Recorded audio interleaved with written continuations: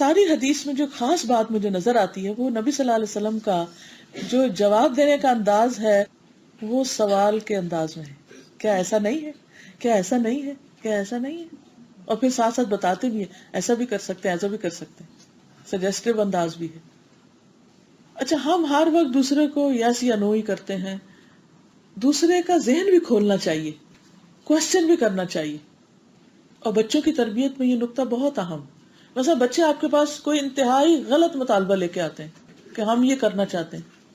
ہر ماں باپ کو یہ سچویشن پیش آتی، تو ہم بعض اوقات غصے سے لال پیلے ہو جاتے، خبردار تم میرا بیٹا یا بیٹی ہوتے ہوئے یہ نہیں کر سکتے، ایسا ہے ویسا. چاہے غصہ آیا ہو تھوڑا سا کنٹرول کر کے سوال کریں کہ آپ یہ کیوں کرنا چاہتے ہیں، اس میں کیا فائدہ ہوگا، کیا ملے گا. پھر وہ جو بتائیں اچھا اس میں کیا ہوگا، اچھا اس میں کیا ہوگا. اسی طرح اگر کوئی شخص یا آپ کے بچوں میں سے کوئی اچھا کام کرنا چاہتا ہے اس سے بھی کوشچن کریں. کہ اگر وہ کہتا ہے میں مسجد جانا چاہتا ہوں تو آپ اس سے پوچھیں کیوں جانا چاہتے ہو. کہے گا نماز پڑھوں گا. آپ پوچھیں کیوں پڑھنا چاہتے ہو. کہے گا اللہ کو راضی کرنا ہے. پوچھیں کیوں راضی کرنا ہے. کہیں گے تاکہ جنت میں جانا. کیوں جانا ہے؟ تاکہ آگ سے بچیں، کیونکہ تیسری جگہ تو کوئی نہیں، واپس تو نہیں آ سکتے دنیا میں، تو آگ سے کیوں بچنا چاہیے. بہت تکلیف کی چیز ہے، واقعی واقعی تکلیف والی ہے.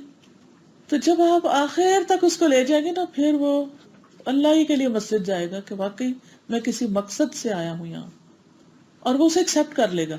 لیکن اگر آپ کہیں گے جاؤ مسجد جاؤ، تم ہر وقت گھر بیٹھے رہتے ہو، مسجد میں جاؤ، مسجد جانا بہت ثواب کا کام ہے اور مسجد جانے کا اتنا اجر ہے، اور بس چند حدیثیں سنا دی اور وہ نہیں گئے تو پھر ڈانٹ ڈپٹ شروع ہو گئی اور لڑائی جھگڑا.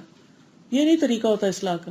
نبی صلی اللہ علیہ وسلم کی سیرت اور احادیث کو خاص طور پر اس اینگل سے اسٹڈی کرنا بہت ضروری ہے کہ آپ اتنے کامیاب معلم کیسے تھے، آپ کے انداز کیا تھا، آپ کا طریقہ کیا تھا، آپ نے تربیت کیسے کی کہ لوگوں نے خوشی سے اس کو صرف ایکسپٹ ہی نہیں کیا بلکہ اس کو